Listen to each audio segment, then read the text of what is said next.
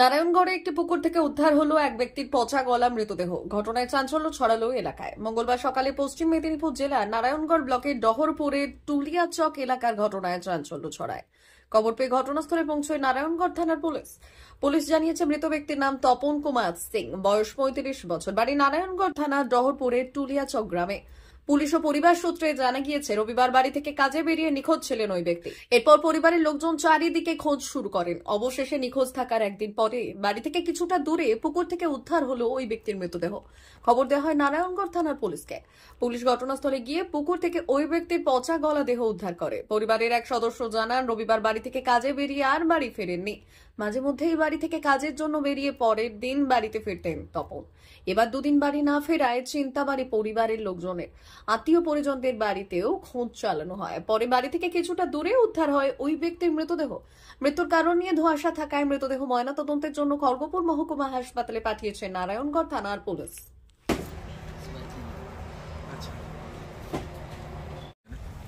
ঘটনাটা বলতে ও রবিবার দিন কাজে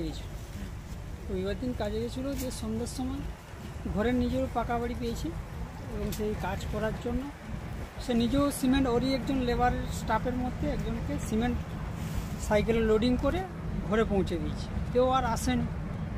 আর ও মাঝের মধ্যেই এরকম নেশা টেশা খেয়ে নিলে আসেনি, পরের দিন ঠিক পৌঁছে যায়, কিন্তু সেই রবিবার থেকে আর পৌঁছায়নি। এবার খোঁজ কোথায় কী ব্যাপার, তারই একজন কাকুর ছেলে, তাকে আমি সকালবেলায় বললাম, বলি দেখ না রে কোথাও একটু খোঁজ করে।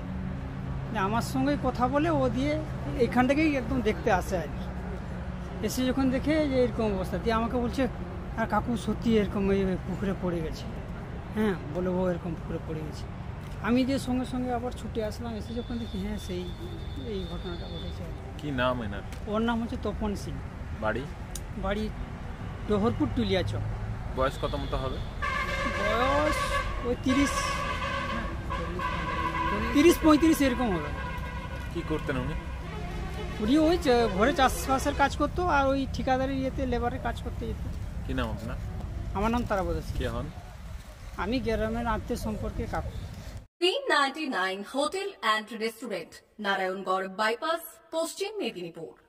আমাদের এখানে সকাল, দুপুর ও রাত্রিকালীন আহারের সুব্যবস্থা রয়েছে। সকালের টিফিনে পাবেন স্ন্যাক্স, পরোটা, আলুর paratha, bread omelette, bread toast, dosa, idli, sambar vada সহ অন্যান্য আইটেম।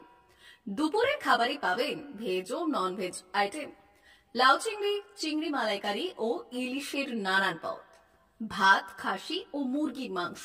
রাতের খাবারে থাকছে একাধিক ইন্ডিয়ান ও নন ইন্ডিয়ান সুস্বাদু ও সুস্বাস্থ্যকর খাবার।